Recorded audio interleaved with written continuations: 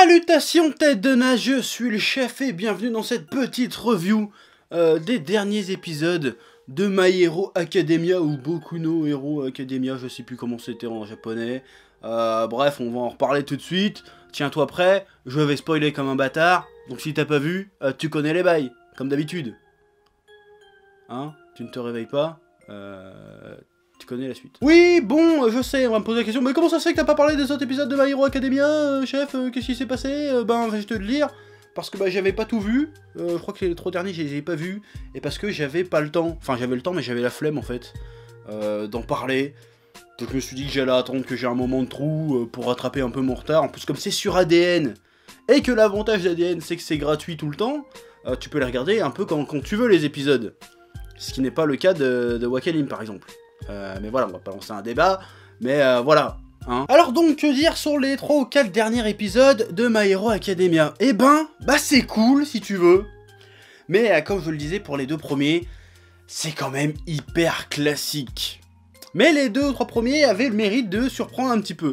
Et là, force est de constater que j'ai pas été énormément surpris des événements, de la tournure des événements, ou même de comment les situations se sont désamorcées dans ces quelques épisodes. Et notamment dans le dernier. Hein, parce que même déjà le coup de « ouais, on se bat en faisant des chevaux », ok, pas mal. Mais bon, tu voyais les twists venir. Et ça, c'est un problème. C'est un peu un problème. Parce que quand tu crées de la tension dans un animé, ce qui marche bien, c'est que quand je vois l'attaque des titans, hein, on en parle assez comme ça, quand tu crées de la tension, c'est qu'il faut la désamorcer de manière inattendue. C'est ce qui fait que la tension a plus de tension, tu vois ce que je veux dire? Alors que si tu la désamorces de manière convenue, bah finalement, ça écroule un peu tout ce que tu t'es fait chier à faire avant dans un sens. Genre oui, il nous a pris notre bandeau à 10 millions de points, oh là là, comment on va s'en sortir? Et tu crois à la fin du décompte qu'ils ont perdu? En fait non, le mec avec sa tête corbeau chelou, il avait piqué un bandeau, donc du coup ils sont encore dans la course. Mais qui c'est qui l'avait pas vu venir ce truc là par exemple? Parce que s'il y en a qui l'ont pas vu venir, vous êtes des gros cons, vous avez jamais lu de manga de votre vie, c'est pas possible. C'était évident que ça allait être ça. Ouais. Bon, il y a des aspects quand même de ces épisodes qui étaient pas mal, notamment le développement du gars Bigou. J'ai oublié son, c'est pas Shono, un truc comme ça? J'arrive pas à retenir son nom. Le mec qui a la gueule à moitié cramée, qui fait du feu et de la glace. Bon, on en apprend un peu plus sur lui, sur son background, avec sa mère et son père, qui a l'air tout à fait intéressant, qui est plutôt cool. Mais encore une fois, c'est utilisé pour être un peu, encore un petit peu classique, parce qu'on fait un parallèle entre sa rivalité prétendue avec Midoriya, avec la rivalité qu'a son père avec All Might. Et ça, encore une fois, c'est un coup d'un classicisme absolu dans un shonen dit Neketsu. Et je trouve que c'est un peu dommage. Après, j'espère qu'ils vont utiliser ces trucs-là pour en faire quelque chose qu'on n'aura peut-être jamais vu, mais pour l'instant, je vais me répéter, mais pour l'instant, ça reste assez convenu, ce qu'on nous montre, malheureusement. C'est dommage, parce qu'il y a un potentiel avec My Hero Academia de faire des trucs un peu neufs, un peu innovants, un peu surprenants, un peu grisants, comme il y a eu dans la première saison. Il y a eu des trucs pas mal dans la première saison, même dans ce début de saison, il y a eu des trucs pas mal aussi. Et là, depuis 3-4 épisodes, ça retombe un petit peu. Alors que finalement, tu te prends quand même au jeu de mater les épisodes, mais à la fin de l'épisode, je fais bon, ouais... Voilà. Exemple qui m'a déçu, surtout dans l'épisode 7, c'est le personnage, je sais pas comment il s'appelle, avec ses cheveux mauves en l'air, qui a le pouvoir de contrôler les gens, sous peu qu'ils répondent à une de ses questions. Ce mec-là, il a un pouvoir de taré. Il aurait pu être exploité beaucoup plus que ça. Parce qu'en fait, tu vois Midoriya qui se bat contre un mec qui peut contrôler les pensées des gens.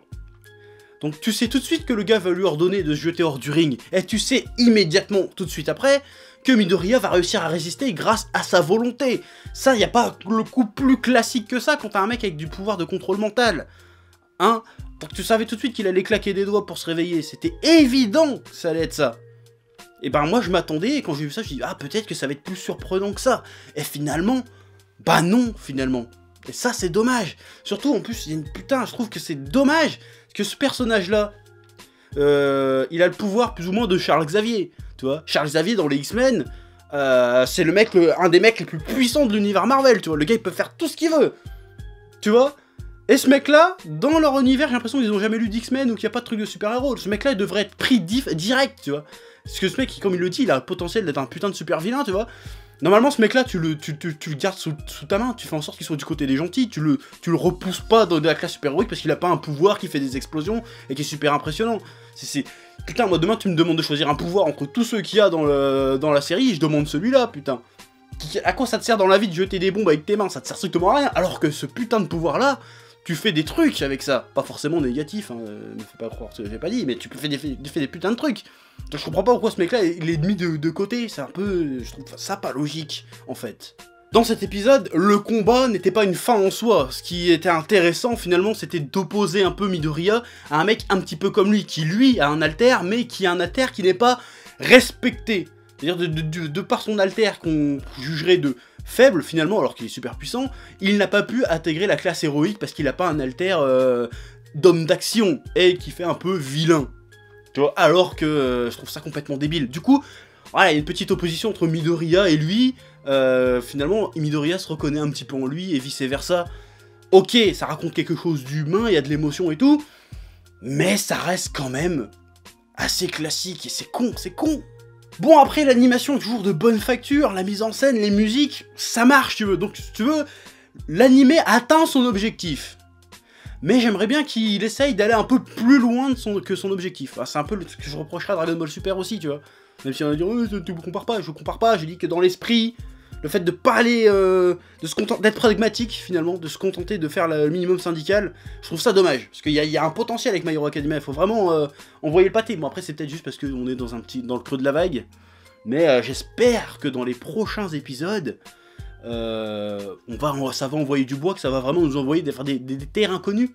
Et ça sera beau. Hein, voilà, c'est tout ce que j'ai qu'à dire. Ouais.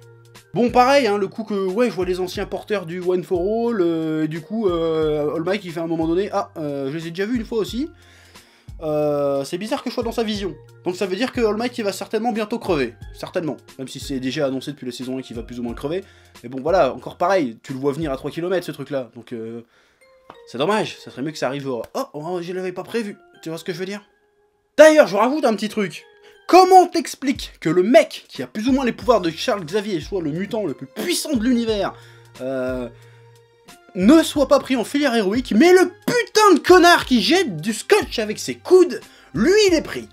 Alors que putain ce pouvoir ne sert à rien, concrètement. Du scotch avec tes coudes.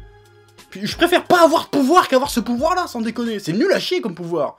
Je jette du scotch avec mes coudes, si t'as un truc à scotcher, je t'appelle connard, mais tu sers à rien pour sauver les gens. Enculé. Enfin, je m'énerve, mais je trouve ça pas logique. Ça c'est con. Je trouve pas ça logique du tout, en fait. Même l'autre qui jette des petites boules qui collent. Comment il est arrivé là, lui, putain? Et le mec qui contrôle les esprits des gens, ça marche pas. Ça, c'est un trou dans le scénario, parce que le gars, pour en fait tuer les robots dans les épreuves, il avait qu'à demander à un mec de les tuer pour lui. C'est ça son pouvoir, tu vois. Je trouve ça bête.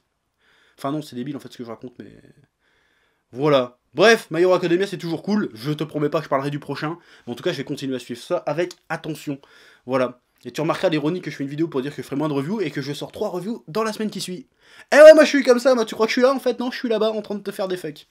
Voilà, c'est ça la vie. Maintenant, zoom dramatique, like, abonne-toi, fais tout ce que tu veux, et maintenant je m'en vais. Ah ciao, bon dimanche, parce que moi quand je tourne ça on est dimanche. Attends, je suis pas conseillé que tu regardes ça, on s'en branle quelque part.